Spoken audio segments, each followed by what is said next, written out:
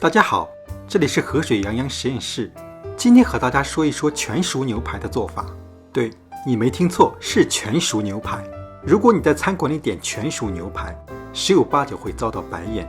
在网络上会有很多专业的和业余的烹饪高手苦口婆心地劝告你，全熟牛排就是糟践牛排。他们说，只要把牛排烹调到全熟的程度，再好的牛排也会变得像鞋底一样又干又硬。真的是这样吗？有一些科学家就是不信这个邪，利用数学模型和电脑模拟的手段，破解了全熟牛排的迷思。为了简化问题，这两位科学家提出了一种模拟三明治鸡的烹调方法，同时加热牛排的上下两面。他们不想把牛排界的另外一个千古谜团也搅和进来，也就是煎牛排究竟是半分钟翻一次面，还是自始至终只翻一次面的问题。这个问题我们稍后会专门讲到。所以呢，如果你还没有订阅我们的频道，请一定要点击一下订阅键，并打开旁边的小铃铛。关于数学模型的细节，过程非常繁复，想必大家也不是很感兴趣。咱们直接来看电脑模拟的结果。大家注意看牛排内部的温度是如何随着烹调时间变化的。牛排初始的温度是5摄氏度左右，煎锅表面的温度是175摄氏度，牛排的厚度是1.5厘米。经过4分钟以后，牛排内部的温度达到67摄氏度，非常接近全熟的程度。但是这个时候，整个牛排接近一半的厚度的温度都已经超过了100摄氏度。我们知道牛排内部的含水量是跟温度成反比的，这部分的口感肯定是非常之柴。所以说，全熟牛排一样可以做到鲜嫩多汁，烹调方法不当才是口感欠佳的真正元凶。也难怪 Gordon Ramsay 把烹调全熟牛排称作一门艺术。他只说对了一半。烹调全熟牛排并不容易，是一门艺术，但更是一门科学。从电脑模拟的结果不难看出，要想减少牛排的过度烹调，无非就是2个途径。一是尽量选择厚一点的牛排，因为牛排越厚，烹调过程中内部温度变化就越平缓。二来呢，就是低温烹调，让牛排内部的温度缓步上升。下面我们就一起来炮制一块火候全熟却依然鲜嫩多汁的完美牛排。现在介绍一下我们的主角，这是一块纽约牛排，厚度是3.5厘米。我们后面要做低温烹调，所以就没有必要让牛排在室温下回温。在牛排上面撒上一层海盐，当然别忘了海盐的最佳伴侣现磨黑胡椒，再薄薄的刷上一层橄榄油。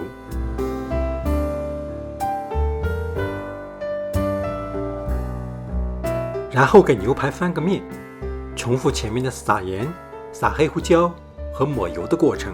当然也别忘了牛排的侧面，用手抓着牛排，把盘子里洒落的调味料擦干净就可以了。省下的钱我们正好可以报一个减肥班。取只烤盘，在上面包上一层铝箔。今天我们要用烤箱来做低温烹调，跟低温水浴相比，烤箱烤出来的牛排表面比较干，更容易煎出脆壳，也更容易把牛排的风味带出来。为了确保上下两面均匀受热，我们把牛排放在烤架上，这样做还可以避免牛排的底部浸泡在烘烤过程中渗出的液体里面。为了做出完美的全熟牛排，一定要密切监控牛排内部的温度，把温度计的探针插入牛排的正中心。一般认为，只要牛排内部的温度超过69摄氏度，就是全熟的火候。把烤箱设置到65摄氏度，可以确保牛排的各个部位都不会超过这个温度。把牛排放进烤箱，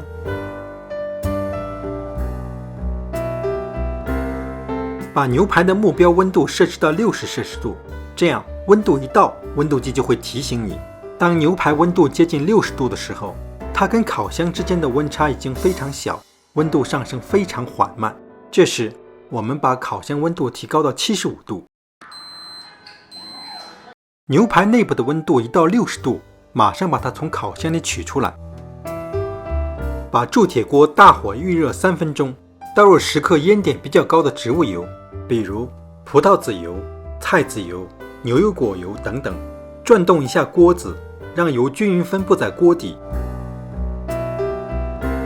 这时候油已经开始冒烟，说明温度正好，把烤箱里取出来的牛排放进锅里，用夹子压一压牛排，让它和锅底充分贴合。45秒之后，给牛排翻个面。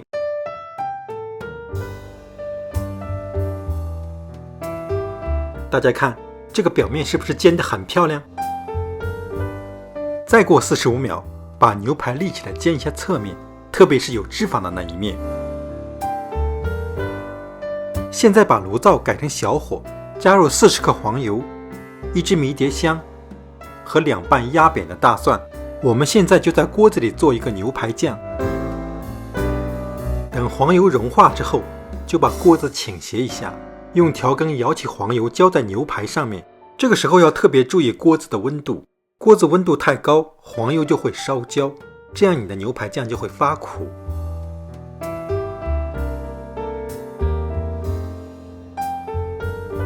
把牛排翻个面，再给它浇上一些黄油。经过这一番操作，牛排内部的温度应该已经从60摄氏度上升到接近全熟的程度。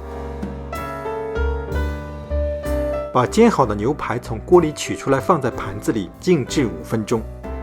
当然，也别忘了再给它浇上一些锅里的酱汁。5分钟一到，早已垂涎3尺的你就可以用刀把牛排切成薄片，然后好好享用了。看完这个视频，你大概就明白为什么餐馆里不愿意为你做全熟牛排了吧？如果是3成熟的牛排，调味之后两面煎一下就可以上桌了，前后不过是几分钟的时间。但是要做出好吃的全熟牛排，前后要花1-2个小时的时间。如果你是老板，你也会很为难的。所以想吃全熟牛排，最好的办法就是在家里自己做，而且我可以保证，这个办法做出来的牛排比餐馆里更好吃。谢谢大家观看，欢迎大家点赞、转发并订阅我们的频道，我们下期再见。